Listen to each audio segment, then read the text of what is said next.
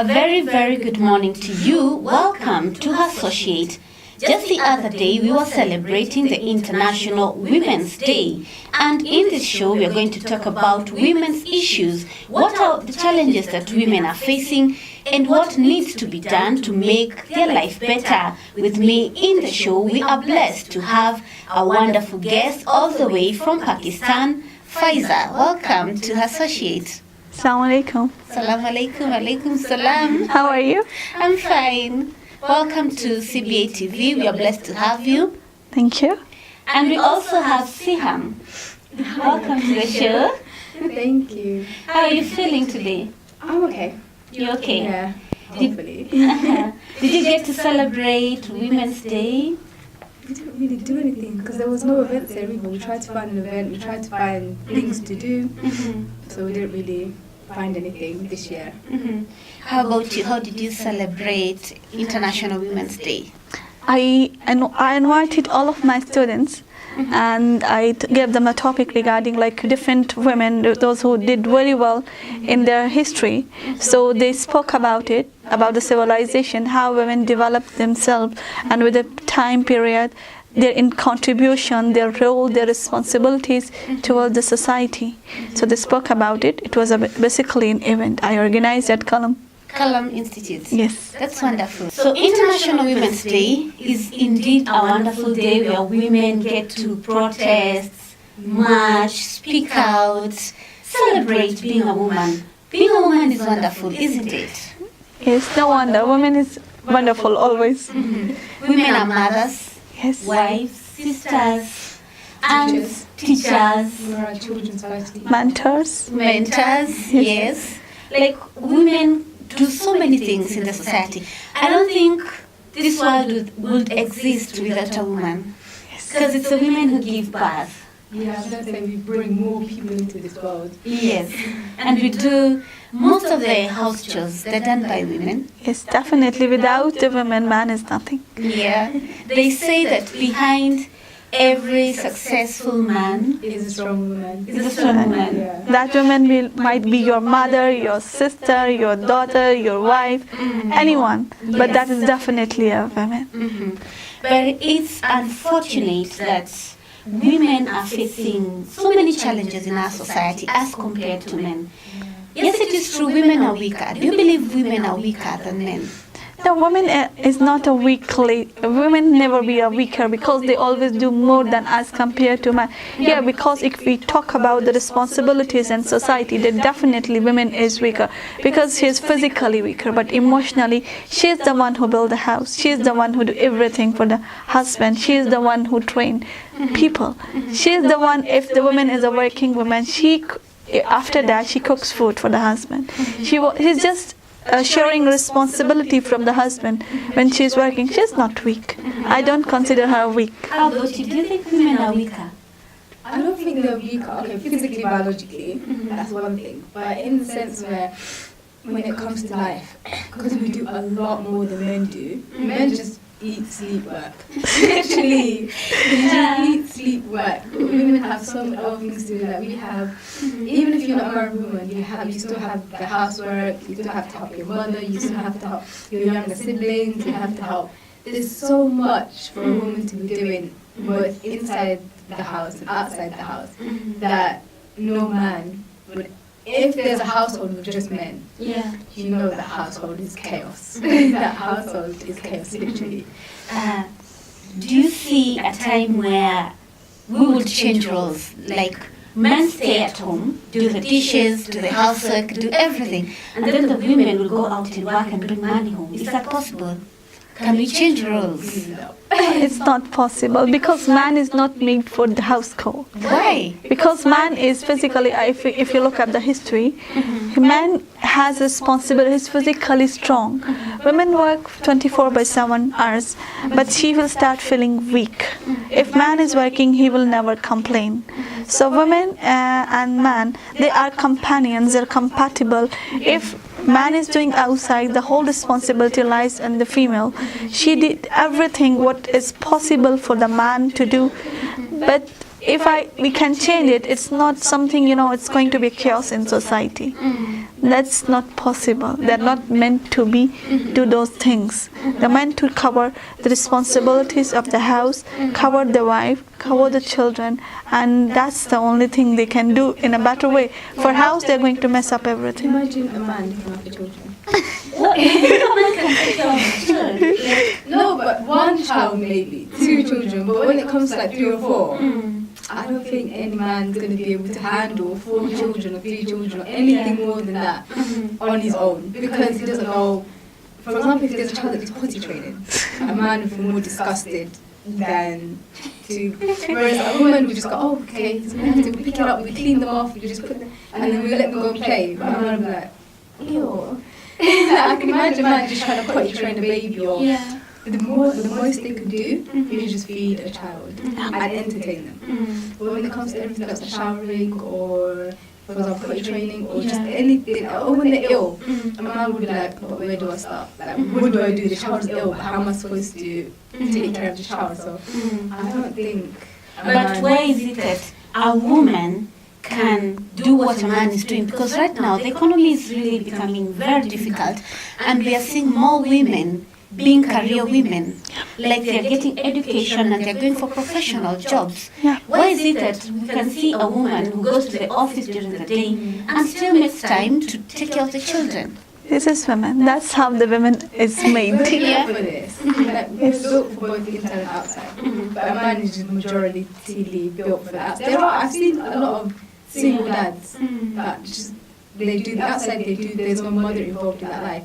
But it's very rare to see a working dad and a stay-at-home dad. It's just, but women, we can do both. Yeah. We can be outside, we can be inside. But most of the time you find that women who are working class, they rarely have many children. Maybe they don't even have a child. If you find a woman who is a professor, a doctor, with a master's degree and a PhD, let's say like you, you're a working class woman, you'll find that they don't have children. But for a man who is a professor with a PhD, a degree, working class, a president, a minister, they don't have many children. You see the difference?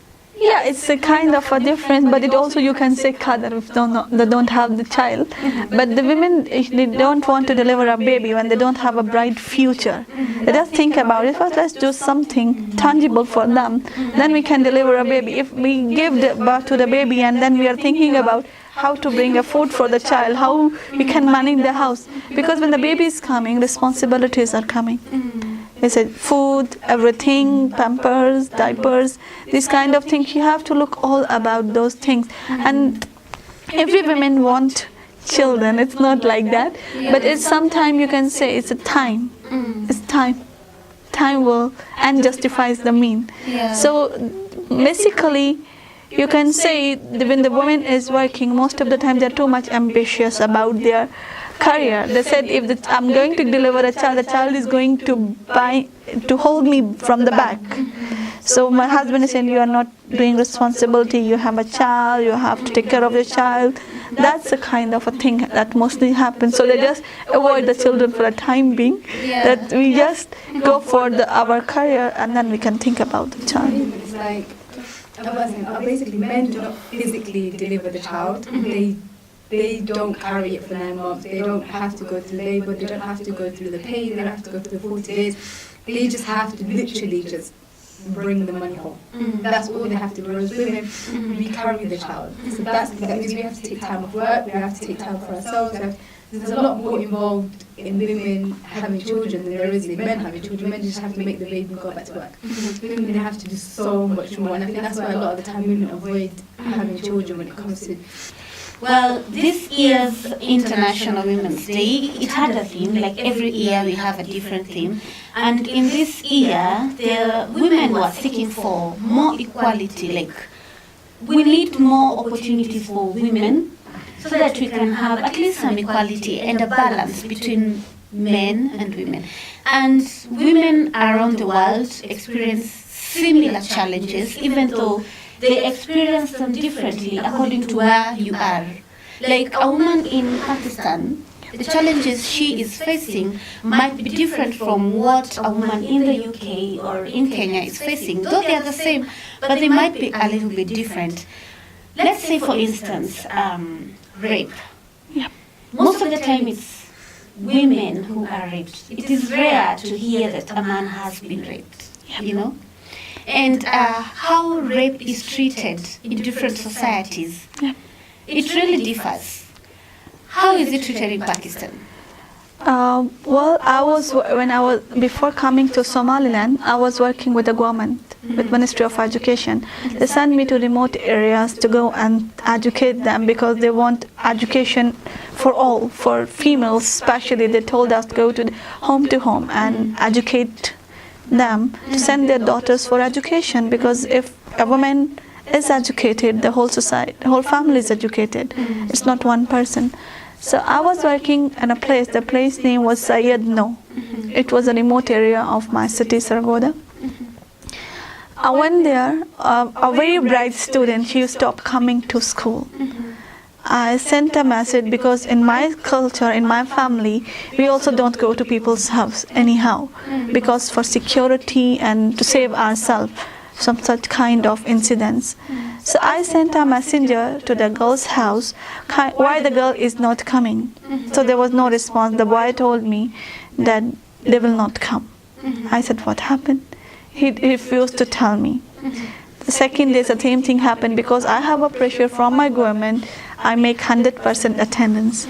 So I sent the boy again. He came back. The third day, I sent. Then the old man came and he told a story. The girl who was my student, she was raped by a man. The girl was 11 years old and she was raped by a 19 years old boy. So I said, what happened? So is there any police case? They told me, tribe is going to decide. The tribe is going to decide, because in the villages is a tribal head who is going to decide what is going to happen. They said, now the boy who raped the girl who is raped, her brother will go to that boy's house and raped her sister, his sister, to punish that boy. You mean another girl is going to be raped? Yeah. As punishment. As a punishment. Just to punish the boy. This is not the way of punishment. Similarly, in India, basically cow, they consider their mother. They respect, they drink their pee as a holy water, like the way we Muslims drink Ab Zamzam. So they said, this is our mother. The girls were raped by Hindus, Shiv Sena, the group of the people. They raped the girl because they said, these Muslims, they ate cow, they ate our mother. It's compulsory for us to rape their girls.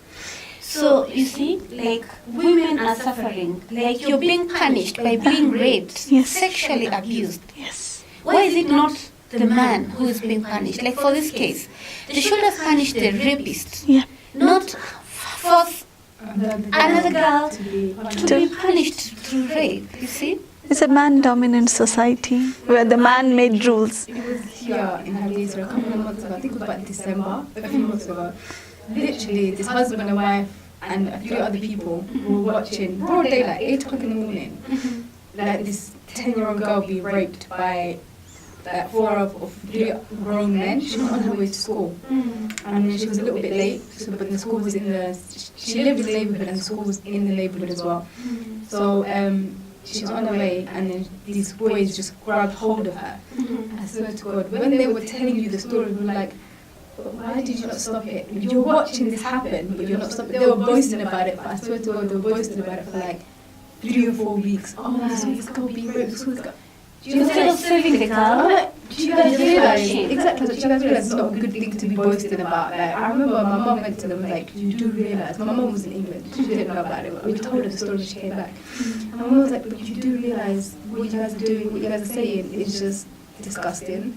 Like, it's not a good thing to watch a 10-year-old being raped by 3 grown men, like while she's on her way to school. I was just like, you see, people perceive women as sexual objects, and they don't feel it. Like, there are men who do not think rape is really a big issue, yet it is an issue because it's the women who suffer more. Yes, I'm thinking, say for example, in the case here, the man, okay, if you didn't do anything about it, but that woman should have thought about the fact that, yeah, but that could be my daughter, that could be my, a family member, that could be someone. So she should have thought of it as a woman's side rather than going, oh yeah, but she's nothing to do. You're like, what if that's your daughter, your niece, your grandchild? It could be anything, but no, just because she belongs to someone else, you don't care. It's true. But the tribal, after that, they decided this. They arranged an event like that, like the people do event. They just beat the drum. So that time I was too much disturbed, so I requested my government, I want to go back. I cannot teach at that place anymore. My brother, he was working with ministry, he was in government, so he changed my station within a day. So everybody was surprised why this teacher is going. Because they arranged an event that disturbs me a lot. They beat drum, they gathered people, they put girl in the center, and the 5 people raped that girl. They even called me, come and see, this is how we punish.